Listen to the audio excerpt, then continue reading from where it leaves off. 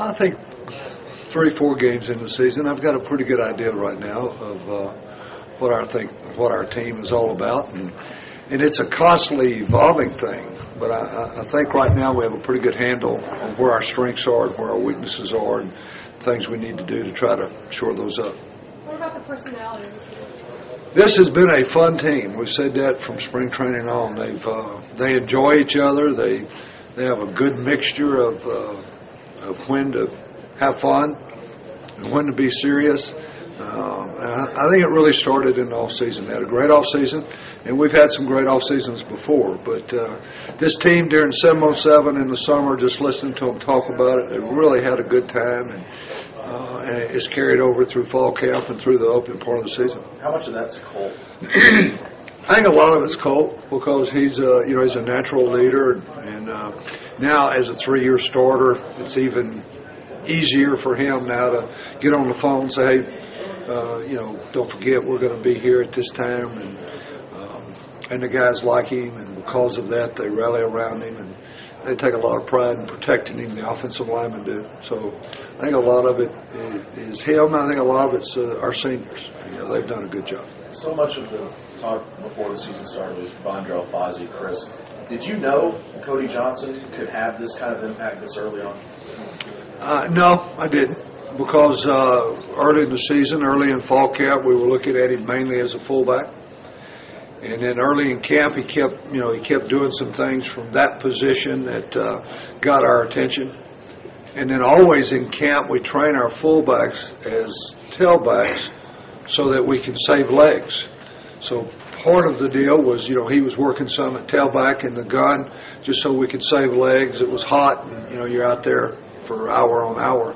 And every time we did, he did a good job. So we finally just started working him more there, and he's done a heck of a job for us. Up until this point, maybe y'all haven't needed Fozzie as much because y'all been winning so handedly.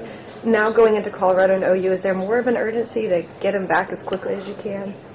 Well, yes, there is. But there was an urgency last week, too. Yeah. I mean, the trainers and Fozzie are doing everything they can, and so I don't think anything changes from that standpoint, what they've been trying to do to get him back. But obviously, as you enter conference play, you want as many healthy bodies as you can have. There's no doubt about that. Isn't it fun to be a part of a conference where you have 3 Big 12 teams in the top 5? I mean, it hasn't been like this in a while. Well, sure. Yeah, it's a great league. And, it's a league that I think is across the nation has established itself as one of the best. There's several, but it's a fun league. And when you look around at the top 10, the top 15, you look around at the quarterbacks in the Big 12, and what they're doing nationally, it's a fun league. Jordan talked about unselfishness, and that's one of the things that this team has. How important is that for you, the guy that kind of pushes the buttons, to have a group that really is that way? It's something that's talked about every year, but some years it's not as real as it is this year. And these kids are, for example, at UTEP, they were playing a lot of man-to-man, and many of the balls, everything was directed at Quan. It would have been very easy for Jordan's position to be upset. Coach, I'm getting man-to-man too. And in the last 2 weeks, it's kind of been Jordan who's really stepped up based on what we're seeing. And Quan's been thrilled about it. So the Colts touchdown run on the option is a prime example of unselfishness. You had Jordan Shipley and Malcolm Williams did a great job on the 2 support players. Colt got behind them to the boundary. Things like that is when you really notice your team they're playing every snap, and it doesn't matter who gets the credit. Coach, maybe a question about philosophy here, but when you have a quarterback that has numbers that are extreme, do you change anything, whether it's extremely bad or, in Colt's case, extremely good? Do you think about, I don't want to ruin it, I don't want to jinx it? Do you deal with it any differently, or do you have to say That's probably more baseball than it is football. All the superstitions. No, he's on a roll. He's playing extremely well, and part of the reason is he's preparing extremely well. He's making a list of questions to talk about, and I saw this in this ball game. What do you think? and then he's taking it to the practice field on Tuesday and Wednesday, and I think Thursday, I don't think he had a ball hit the ground. As we went through preparation, for the ball game, I don't think he had a ball hit the ground on Thursday, and so we just want to keep him going. The thing that he's doing so well right now is he's not trying to force the action. He's taking the ball down when it needs to be checked down. If he misses an initial read, the other day there was a 6-yard completion to Vondrell, and he was really frustrated with himself on Sunday because he saw one thing, they spun the coverage late. Typically he would have hit Quan Cosby like he did a little bit later in the ball game. This particular play, he checked the ball down. Where last year, the same scenario, he would have saw the spin late and then worked late to a sideline route, and you don't ever want to be late to a sideline route. And so he's just saying, okay, let's check the ball down. And it just comes with maturity and a number of snaps and feeling good about what we're doing. You mentioned that the touchdown run that he had on the play.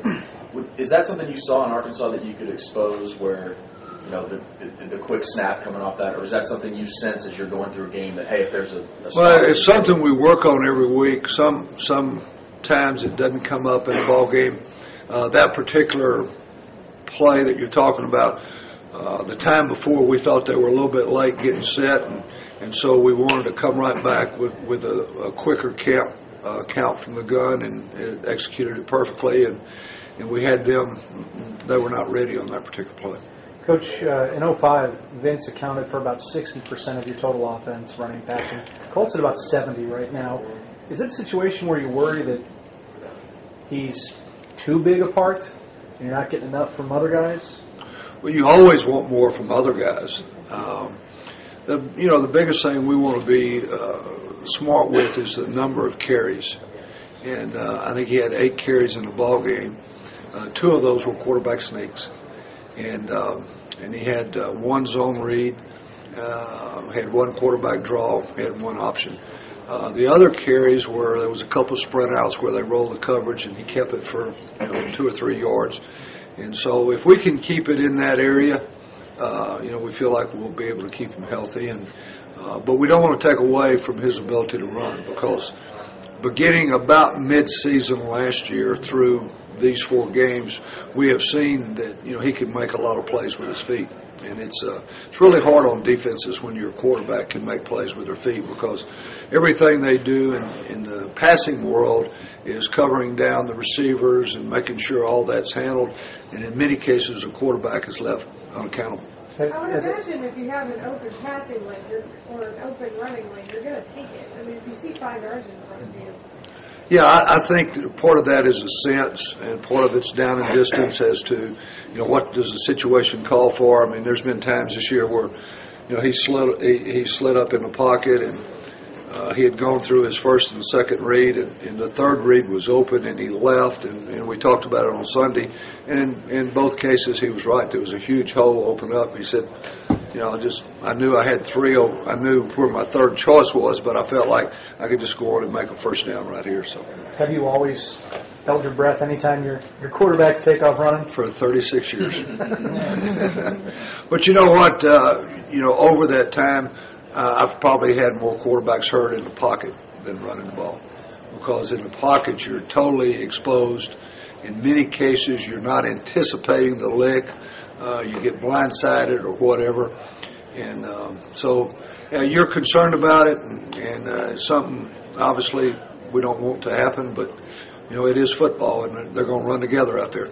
Can you teach guys? I mean, I think one of the things that I think Jordan said earlier was that he does a good job of turning shots into glancing blows. Can you teach that, or is that something that just a guy knows how to do or doesn't know? I would like to tell you we teach that, but I think guys have a feel of how to get sideways and avoid the straight-on hit. And one of the things Jordan is doing really well is understanding when should I fight for the extra yards, and when is it smart to get on the ground. The other night he had an example. He made a move, got the first down, and all of a sudden, there's no place to go.